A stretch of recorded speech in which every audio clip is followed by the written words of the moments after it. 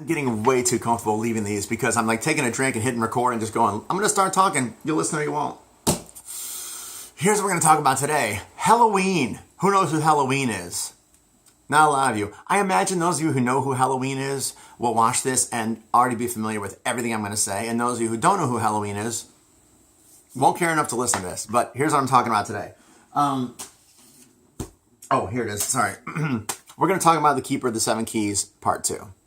This is one of my favorite records. This is one of the albums of my childhood, my adolescence, I guess I should say. This is, seriously, this right here, this is the second CD I ever bought, ever.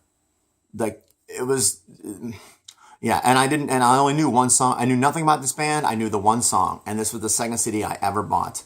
The first one was Slip of the Tongue by Whitesnake. Second album I ever owned, and now I have, my God, second album. So, here's who Helloween is. They're German, right? Oh God, I hope I have that right. They're a German like power metal band, is I think the best, easiest way to explain them, right? They had one song on MTV. It was called I Want Out. I Want Out. And I loved it. It's so simple, but I really did like it. And I carried it around with me because again, at this time, you can't call up the station. Well, I guess I could have called the station, but there's no way to hear the music unless the radio plays again or MTV plays again, or you go buy the record. Otherwise, you're out of luck.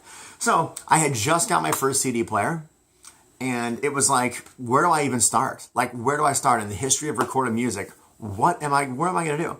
So after I got Whitesnake, I went back to Best Buy, which is where I bought like my first 10 records. And I really just walked around, and I'm just like, I don't know what to get. Like up and down the aisles, you can only afford one record. They're like 13, 14 bucks. I'm 14, 13. I got one record if I'm lucky. So I don't know why I did it. I just came across this. I think I was looking for it. I think in my head I was like, that I Want Out song by Helloween. I really did like that. So I found it. I picked it up. Cool. So I had no idea what to expect. This is their third record, or maybe their fourth. I think their third record. But I didn't know anything. I just knew that one song and I liked it. So paid for it, took it home, put it in. Now, if you're familiar with with this record, the first song is just the whole record actually is pretty kind of, it's not quite speed metal, but at the time that's how I categorized it.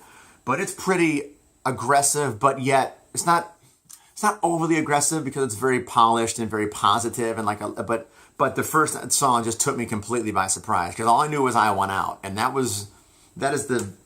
that's a radio song. Most of the rest of this album is a lot more high energy than that. So. But Eagle Fly Free, the first song, awesome. So cool. This is what I love about this album, is that, and I've been trying ever since to find other bands like this, to find any other bands that are this good. It's got hooks. It's got harmony. It's got huge vocals and choirs. The guy sings he sings in a way I had not heard before. How about that?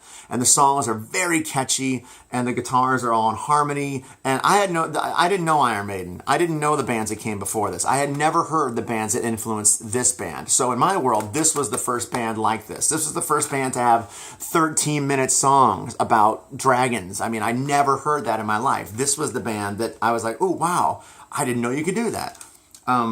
And I just love it. So well produced, so well performed, and it's power metal. And I don't like a lot of power metal, I'll be honest with you, but this got inside my 13-year-old heart and brain, and I just over and over and over and over and over and over again. Love this album. I stared at the cover. I would stare at this cover forever, and I'd see new things in it. You know how long it took me to see the faces in the water? And I had no idea there was a part 1. Now, it says part 2. Obviously, there's a part 1. I don't remember how long it took me to find part 1, but I did find part 1.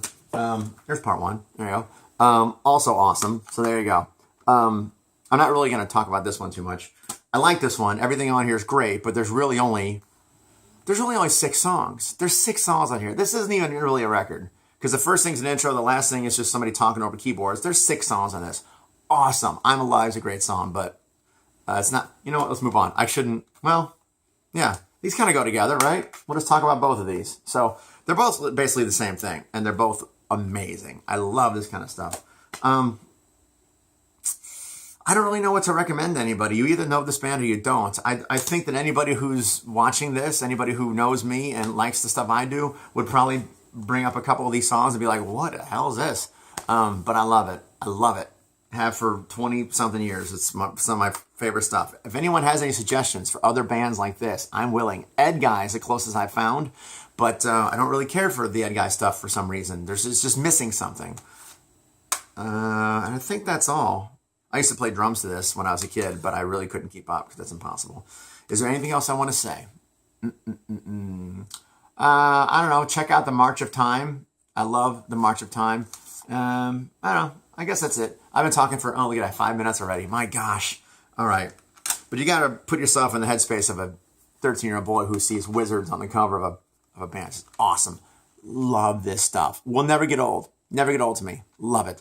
I didn't care for, I'm going to be honest, I didn't care for much they did after this. These are the 2 records that I go to when I listen to Helloween. I haven't bought them all, but I've bought a lot. I mean, I have a lot of other Helloween records, and I don't have them all, but I don't, I got this one too.